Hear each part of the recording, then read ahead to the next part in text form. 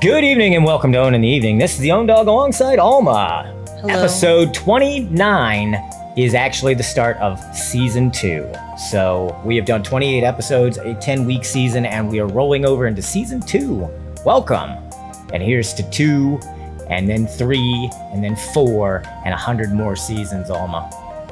Here's hoping. Let's get it rolling. And it starts with episode 1, season 2. Hope you're making a great night. Hope you are just shining brightly like the light that you are. And I am glad to be here once again with my lovely wife, Alma. And we are going to rock out season 2 like season 2's never been rocked out before. Alma does Spiraling come unannounced. We left this the other episode at the end of the last episode. And I wanted to get into whether or not you are able to sense that you're going into a manic spiral. Not the euphoria and the manic high that comes with mania, like the hypomania, but the depressive low. Can you feel that coming on? I really do think you can, because you're in a low state. So you're cycling low, your mind's already depressed, and it comes as like a surge of emotion that just takes you lower and lower, and it keeps feeding itself. So like you can sense it's coming, because it's like you wake up, you've had a run of low days, and you're like, God, this day is just going to be even worse. And so everything that happens hits you worse than what it would have on a normal day. And so that begins the spiral, where it just you start chalking up everything that's going wrong, leading you further and further down into that pit of depression or anxiety or whatever it is you're spiraling about. It's definitely possible that you can see it coming. But now, can you be aware of it while you're in the midst of it to pull yourself out? That's another story, because it's kind of hard to catch yourself in the midst of a spiral. So with that said, do you have any tips for when you are, like when you're feeling these spirals coming on, and when you're feeling like you're about to dip into that low or that depressive state? Do you have any ways that you've learned over the years to pull yourself out of that, or to help minimize the impact, I guess, of the oncoming low? The spiral for me almost feels like a rope that's hanging for me to grab onto, that wants to pull me away. So if I can resist pulling on that thread, that thought train, that downward cycle feeling, I can resist going on the spiral. So it's kind of like a mental trick of noticing the energy of your mind and what direction it's going, and kind of resisting the flow of energy and not going with the current thought trains. Because when you're in a low and depressive mood, the current of your thoughts is pulling you downward. And so you want to resist going downward. And so don't think the thoughts that are going to take you downward. You got to think something else. And if you can't think anything else, don't think anything at all. Think something neutral. And that's what I've come up with. My best defense against spirals is thinking neutral to positive thoughts that keep me from dwelling in the negativity. All right. So it's really about getting your thought processes under control, which kind of solidifies, what we already knew, but a lot of these struggles are in your head. And so in some ways, you've got to adjust your thinking. Like you mentioned, you've got to create a habit of thinking a certain way. And I mean, the kids aren't bipolar, but they've gone through these moments where they are just entirely negative. Their thought process is wrong. And I've told them before, it's not for me to tell you how to think, but I could tell you that the way that you're going through this process now is off. It's not right, because what it's going to do is self-defeating. For instance, when they get a math problem, I'm just thinking back, to homeschooling years, and they start on a math problem or a new thing that is just too hard, and they swear they'll never get it. All they're doing is conditioning themselves to think that way. Earlier today, I had an interaction with my second daughter who felt I had made fun of her. That was like in a previous interaction, I had made fun of her. Now, I'll give you the too long didn't listen right now. She had said something about she didn't like at her new school that they weren't allowed to have DoorDash delivered. And I responded, I thought that was totally okay. I didn't think they should be allowed to have DoorDash delivered. When I was a kid, I wasn't allowed to have a pizza delivered. I can't understand why students would think that at their high school, they should be allowed to have food delivered. She said, she said later, she told her sister, I was making fun of her. Now, those were my words, specifically, exactly. That doesn't feel like I made fun of anyone, but it does feel like I didn't agree with her. And she oftentimes takes those confrontational moments and conflates them into something they're not. And I told her, you can't do that, because now you've put it in your brain where Dad was making fun of me. But that was never what happened. That's just the way you encoded it. That's the way you decided to write that memory to your brain. Don't do that.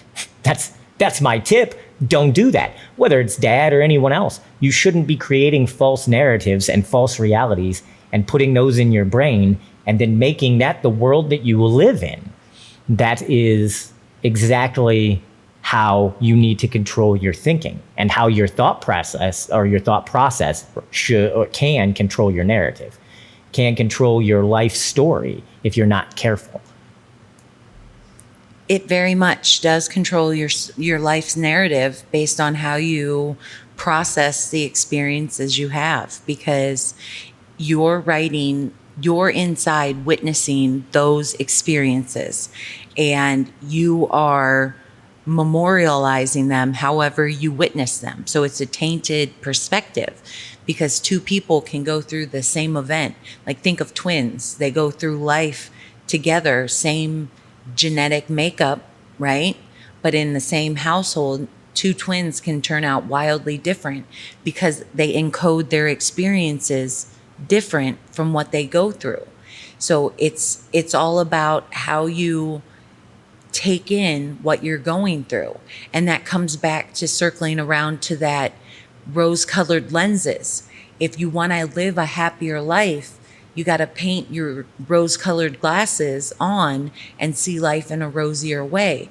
Not that it takes away the negativity of life, because that's always going to be there, but it does allow you to see a better vision of reality than what it would if you didn't choose to see the positive in the moments.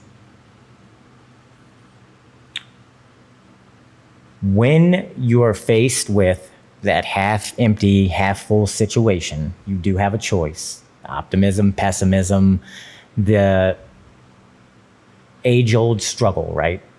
I think that you do well to practice trying to find the positives. We've talked about this so many times on so many episodes here of Ownin the Evening, but you do have to try to find the positive. And so to swing this back to the original topic, when you're feeling that downward spiral come on, your tip was to try to change the way that you're thinking. And I think that not only is that great advice from Alma when you're feeling a spiral coming on, that's just great advice for always. Period. Whether you're feeling a spiral or whether you're riding the euphoria of a hypomanic high, or whether you're just caught in another day working for the man at your job, right? No matter what doldrums or what life is throwing at you, you do well to try to control your viewpoint, to try to control your thinking and help yourself become as happy as you'd want to be, right? I guess this swings us into a different topic, but it's similar. They hold hands, and I'm going a little bit off of the show notes, so forgive me. But if you took, like, your average American, or take me, my situation, and the things that I've said bother me, and just pluck me out of here and take me somewhere and drop me and switch me with a family who's living with the very real reality that their house might get a bomb dropped on it because somebody's fighting a war that doesn't really involve these people, but that's where they are. Or swap me with somebody who has to walk 4 miles a day to get water just to cook and clean with. and drop them into my life now. And for all my struggles, brother, sister, let me tell you, they would hit their knees and thank whatever God they worshiped, because their situation would be so much better. And so remember that when things are getting you down, when you're getting hit in the gut by life yet again, remember how blessed you truly are. Because there are millions, if not billions, of folks out there who are struggling with things that, by and large, I don't really know what it's like. I can empathize. It would suck to have to walk 4 miles to get water. I have been without water when I've been unable to pay my water bill and they shut it off. I know it sucks to live without water. And then to have to make that miles-long hike would only make it suck all the harder. So I try to remain a good steward of my own perspective. Yes, I try to keep the right eye on things. Yeah, it sucks I don't have a yard. Yeah, it sucks the kids don't have a great place to ride their bike, but I've got so many blessings that a lot of folks don't have. Hell, in this country, there are a number of people, a large number of people, in the tens of thousands of people who don't have a home at all. It is really good to keep that perspective, to see where you're at and how you're doing, and know that at any given moment, there's probably somebody that's out there doing it and having it so much worse. And that's a great way. Like, if you can't always find the positive, then look at the negative side of things and see how much worse it could be, because that can help you lean towards the positive side of things. If finding the silver lining isn't necessarily the good in your life, the good could be what bad there isn't, if that makes sense. It certainly can be helpful. It makes sense, right? I don't know that you need to go around spending every minute of every day thinking about how terrible things could be, because I think that would lead to an unhappy existence. But at the same time, when you're feeling like life has really kicked you in the guts and you can't get through it, 2 things. Recognize that somebody somewhere is going through something way worse, in all likelihood. Now, you might be the exception, that you are absolutely going through the worst thing in the world right now. And if you are, I feel for you. That would be crazy to know that no one anywhere is having a problem that's worse than yours. That would be like your problem is the worst. And if that's the case, let me remind you of this. You've made it through every adverse day in your life, everything that you thought you wouldn't be able to make it through, every moment that you're like, oh, I don't know what I'm going to do. Those moments have come and passed, and this one will too. So remember, you're stronger oftentimes than you give yourself credit for. And remember that as bad as things look, there's probably somewhere else who has a different perspective, meaning somebody else who's like, man, if only those were my problems. I oftentimes say the same thing to the kids every day. When they tell me something, I'm like, well, if that's the worst thing that happens to you in a day, then you're having a pretty good day.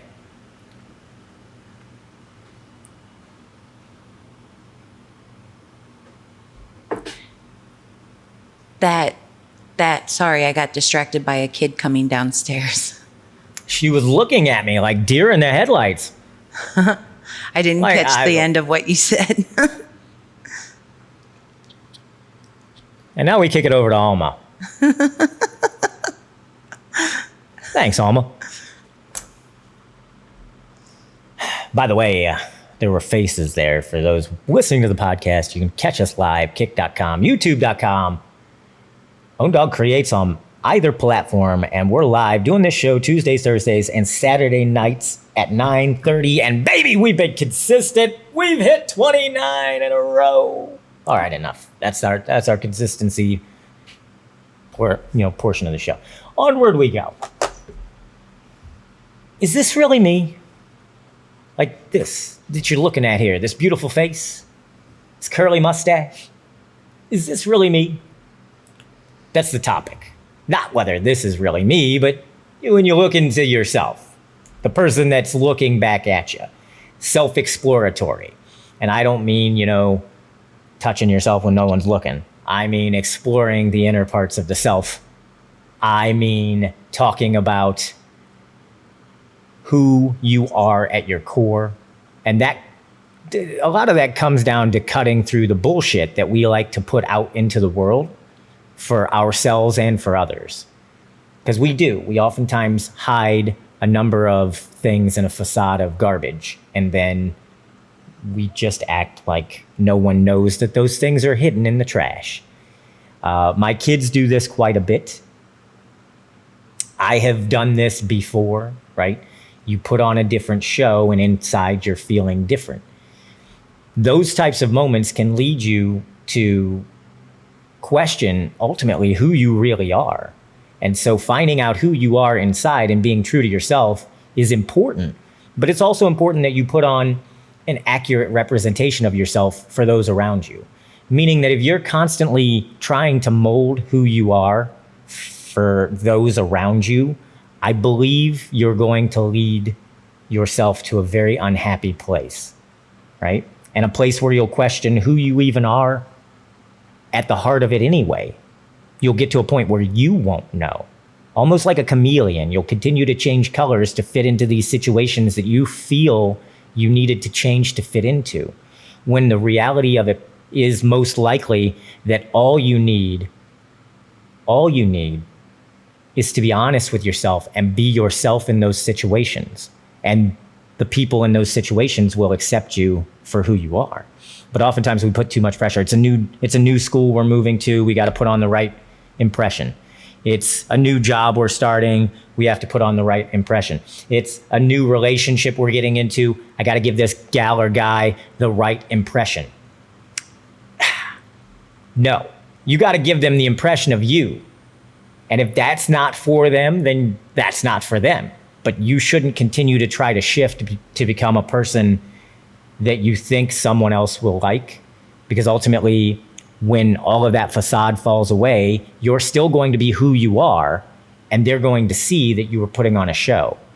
How many times have we heard of relationships where it goes south and it sours, and then all of a sudden, one or the other of the spouses or the relationship ease say, they just weren't the person I thought they were?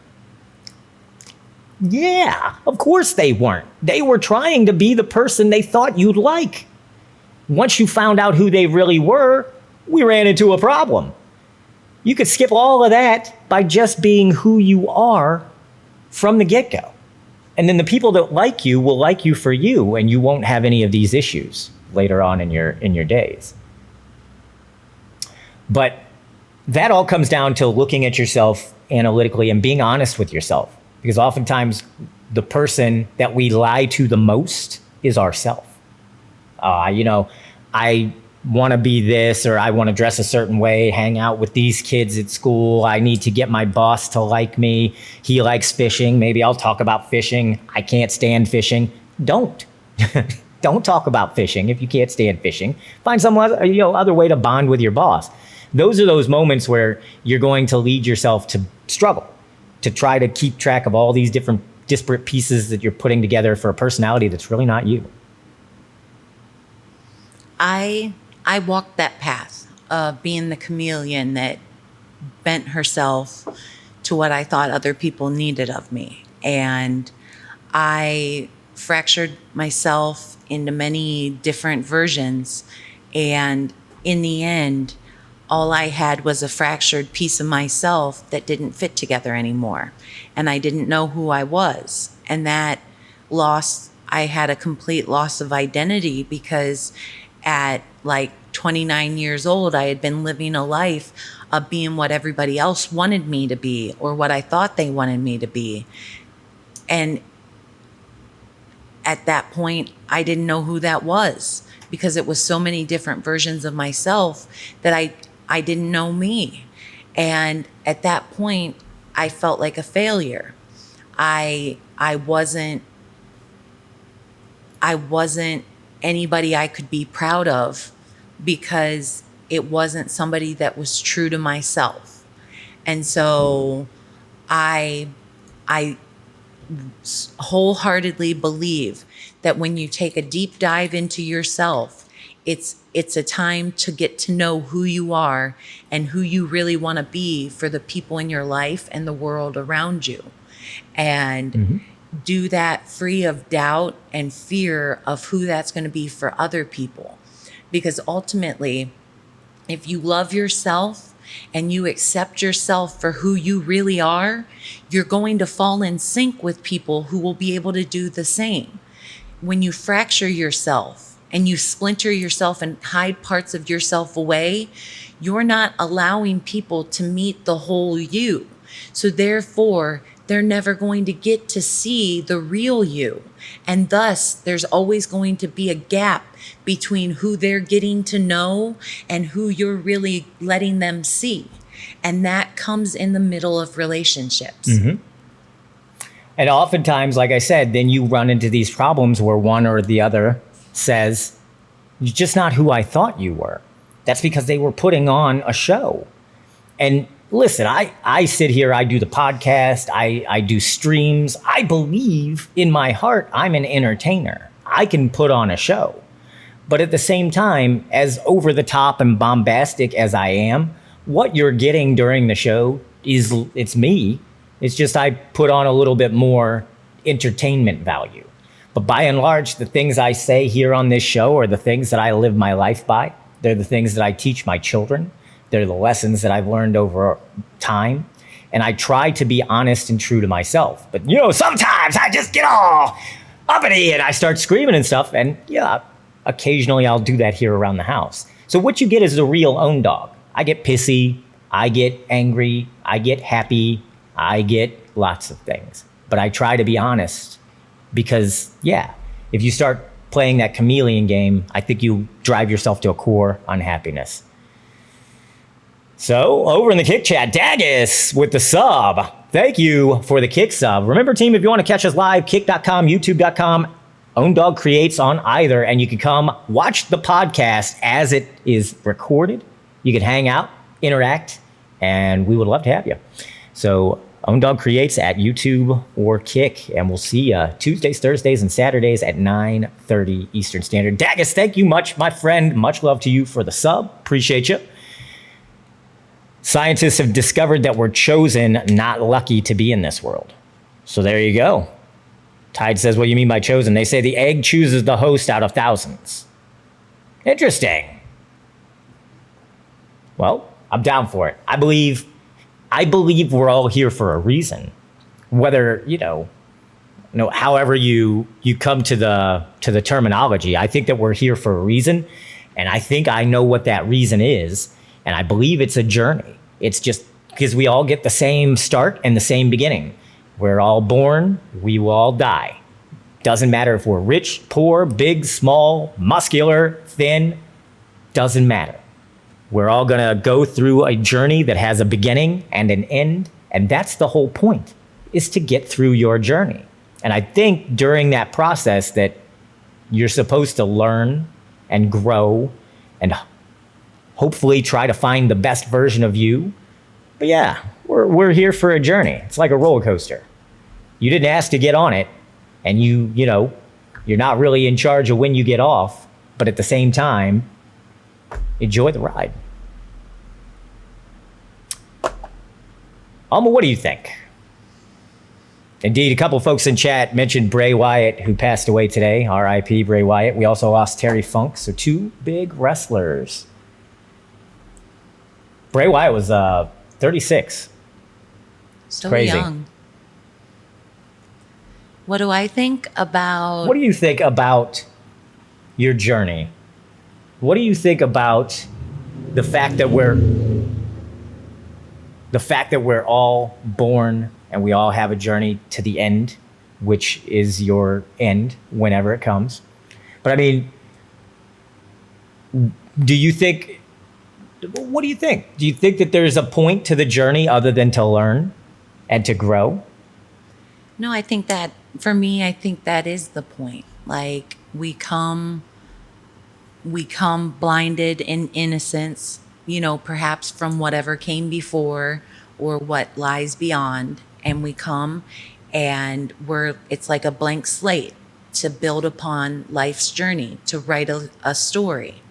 And that story is filled with ups and downs, back and forths, and lessons and mistakes, and, just a beautiful, full breadth of what life can be in your own particular passion, how you take life and what you make of it. And so that's what's there for each of us to do. Some come and they make big sweeping changes with their life, and some come and they choose humble natures and simplistic living. And through it all, it never escapes me that there's a joy to life to be found. So I think that's the essence of why we're here, to find that joy in life and let it lead you to shape you into what you're most meant to be. So the journey is a process of growth. Mm-hmm. Yeah. Very much so. I mean, I think it's so simplistic. And I think people oftentimes don't accept simplistic explanations or answers because they're looking for something more complex. Like, it couldn't just be as simple as growth, could it? I think it is. I believe if there's a next step, whether you believe, simulation theories or hologram theories, or you believe in the all-powerful creator, the almighty God, or any one of a number of religions, I don't think that ultimately matters, because I think that we're here for growth, personal growth. And if there is a next step, I can't imagine they're looking for all the jerks and the buttholes, from the world that they want to bring to the next step. I think the next step would be some form of enlightenment, which would require to move past a lot of these smaller, petty things that we do.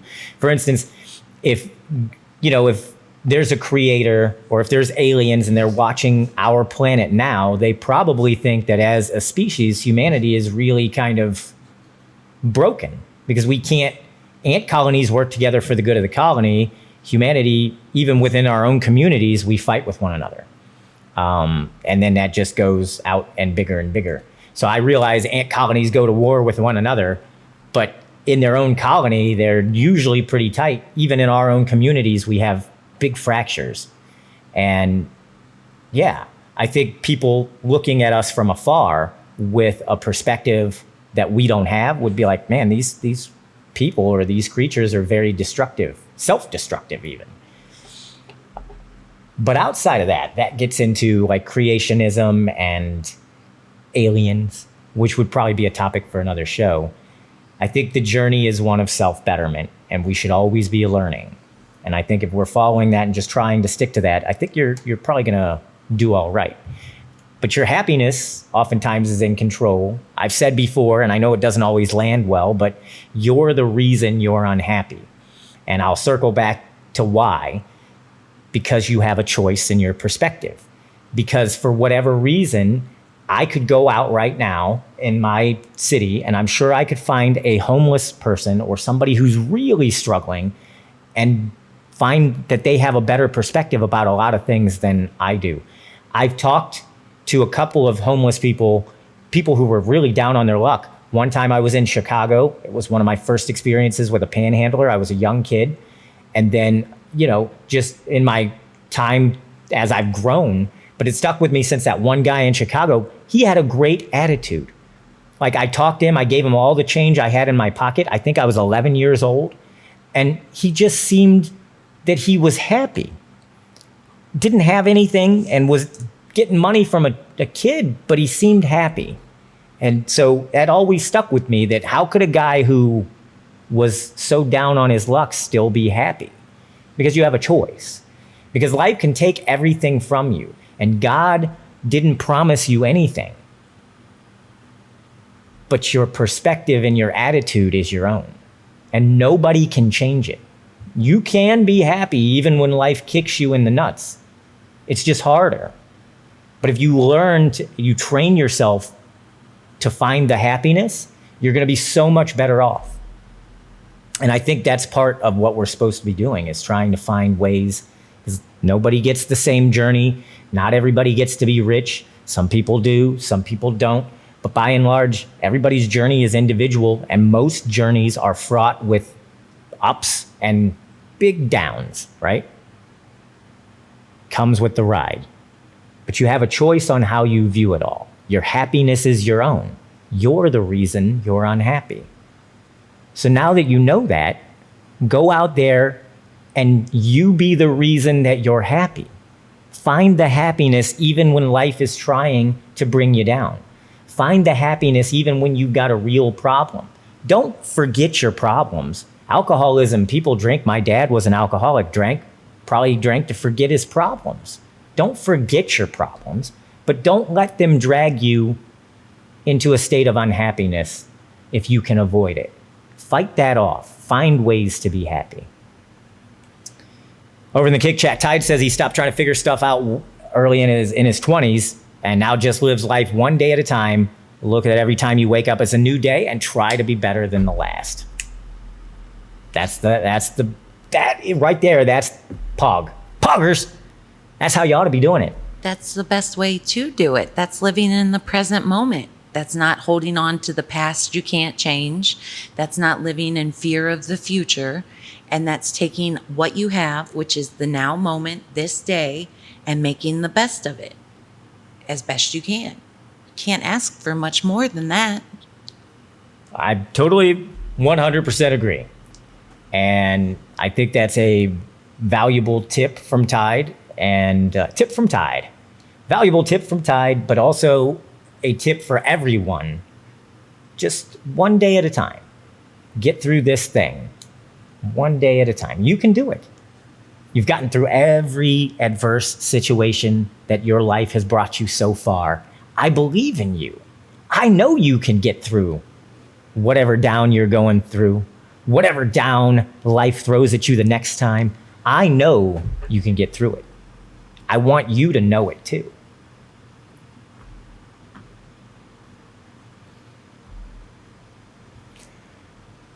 So, moving on, because it's been a good show. We're kind of coming to the end. Projection, Alma, you wrote me projections of insecurity and doubt. And this kind of goes back to perspective. But why don't you go ahead and bring us into this topic? What's on your mind here? So a lot of what I talk to people about is how they feel about themselves, their own insecurities and doubts. But what they don't recognize it as their own insecurity and doubt. What they feel is that they're getting rejected by people.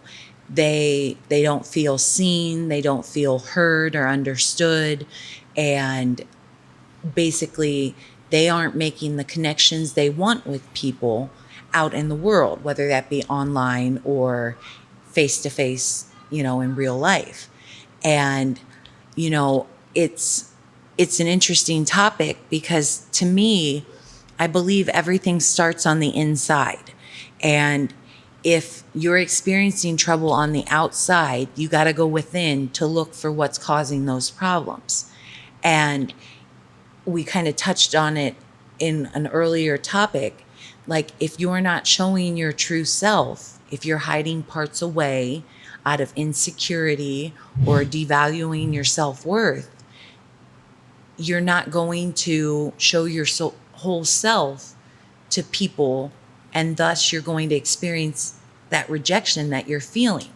So in reality, people are feeling insecure and doubtful of themselves, but projecting that doubt and insecurity as rejection from other people.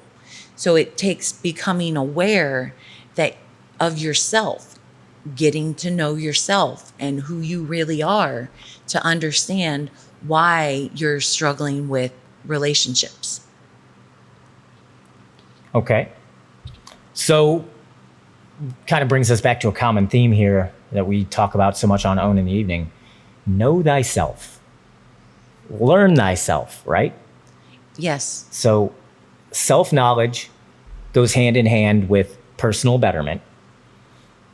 Personal betterment and self-knowledge go hand in hand with mental wellness and self-love. which is another recurring theme here on Ownin the Evening. Alma and I are both big on self-love. Like, you cannot love the world until you love yourself. You can't fix the world until you fix yourself. You can't help others if you don't help yourself. These things are all, well, self-evident. Gentle comedy. You can share that with the children. But I digress. Learn to love yourself. Learn of yourself. That self-exploration, looking inward. All too often, our first inclination is to look outward at all the problems in the world, at all the things that are going wrong, that are making us less than our best. That said, explore inward, get to know thyself, and cut through your own crap. Because I told you earlier, and I mean it, one of the things that we do so often is lie to ourselves.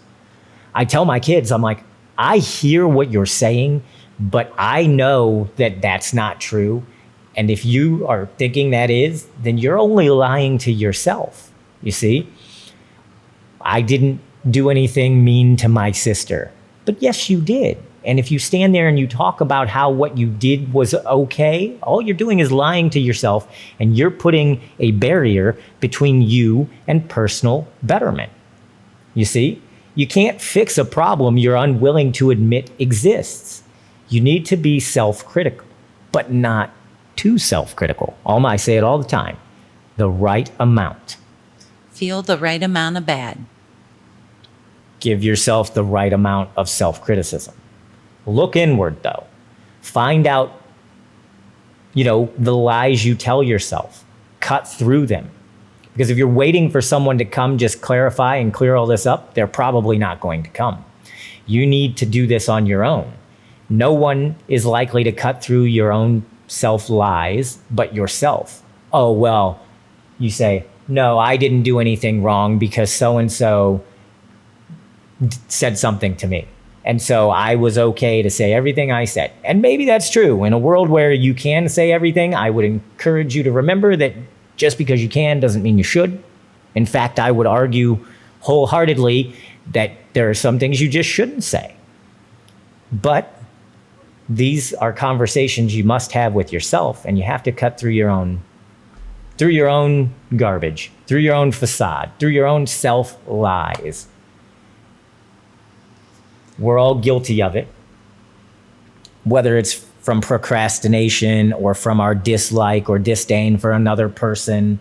We all have times that we justify being less than our best. We all have times that we lie to ourselves. We shouldn't. We should do our best to overcome that, because at the end of all of that, that's where the road to personal betterment starts. You can't get on the road until you cut through all your lies, until you're ready to be honest with yourself.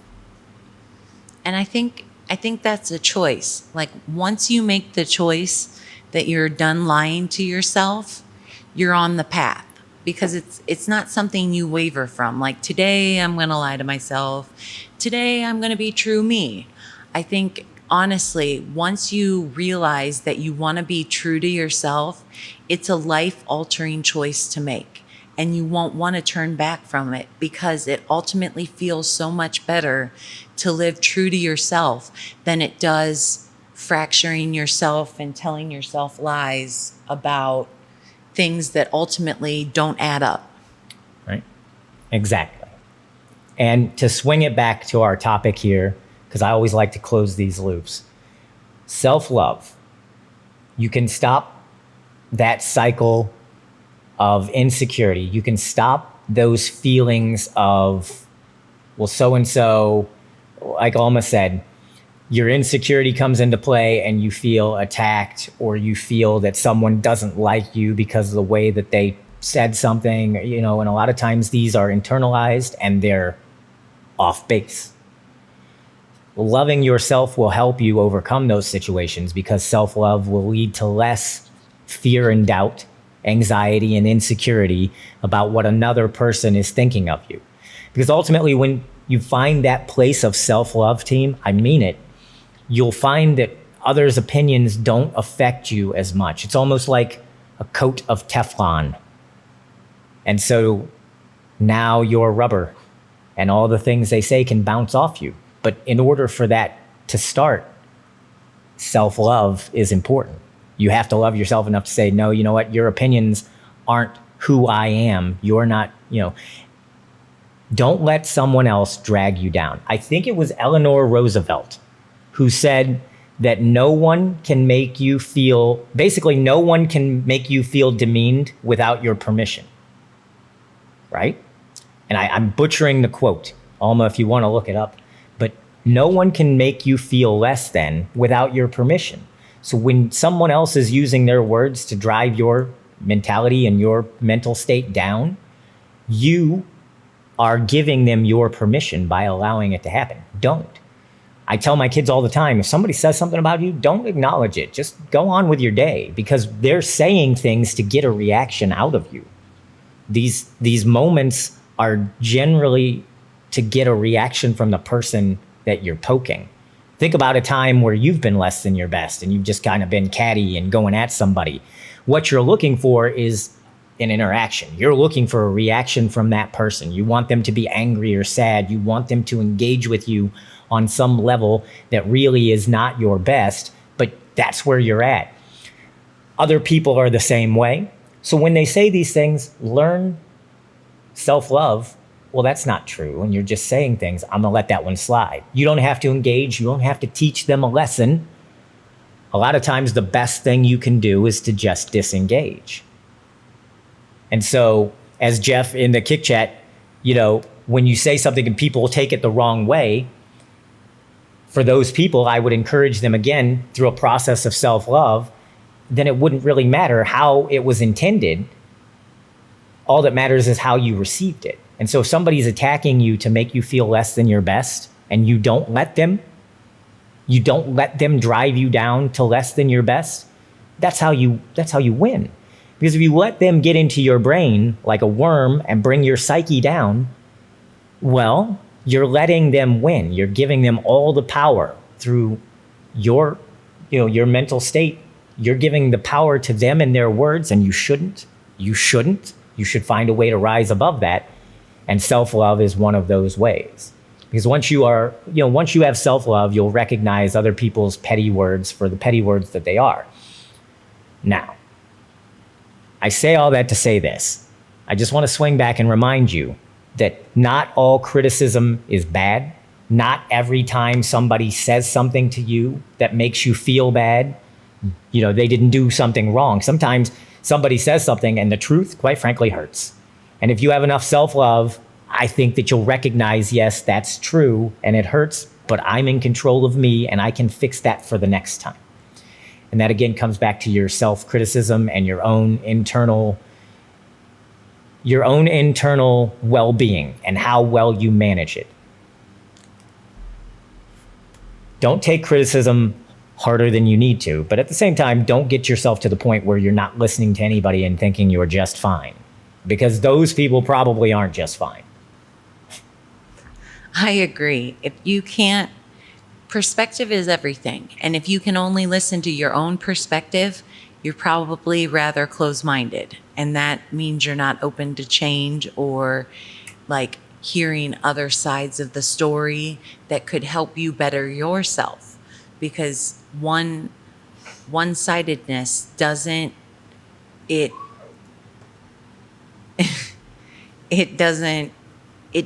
bring the best side of us by only knowing our path, our journey. Sure, you might get to dive deep into yourself and learn some things, but it makes it so much easier when you have outside perspective shining light on the things you might not see of yourself that you might be blind to. So this is why it's always good to carry an open mind and just hear and listen to what others might have to say that could help enlighten your own journey. I agree 100%. Culmination. See? I just culminated Alma. But that's 100% accurate. Alma, you said it. You said it best. I can't follow that. It's like me trying to come on and play guitar after the Beatles. I can't follow that. Oh, thank you. Now, with that said, we have hit that magical time of the night when it's time to end the podcast. We've actually hit about 45 minutes, which is good because we want them to be around 30 to 45 minutes. Alma, do you have anything else for this evening's show? No, I think we covered everything and did a good job. I believe we did. Takeaways, team, just remember to love yourself and give yourself a decent amount of self-criticism, feel the right amount of bad, and get yourself on the path to self-betterment. Cut through your own self-lies and look inward. All too often, it's too easy to look outward. Our bad behavior can be explained by everybody else's actions but ours. Our bad feelings can be explained by everything else but our own personal choices and decisions. Look inward. The solutions lie within. You can't fix the world out there. You can't control one other person on this planet but you. And so take that for what it's worth, which is its weight in gold, and run with it. Get yourself right. Get yourself in line. Bless you, Alma. And that would be the takeaway. Love thyself. Know thyself. So, Alma, thank you again for another great show. I talk to Alma like she's not here all day, but I talk to her all day. So, pleasantries aside with Alma. Team, thanks for being here as always. Thanks for being you. Thanks for all you do. Thanks for listening. We love you. This is Ownin the Evening. I'm Owndog. That's Alma. Make a great night. Make somebody else's night great as well. And tell somebody you love them. Keep owning the evening.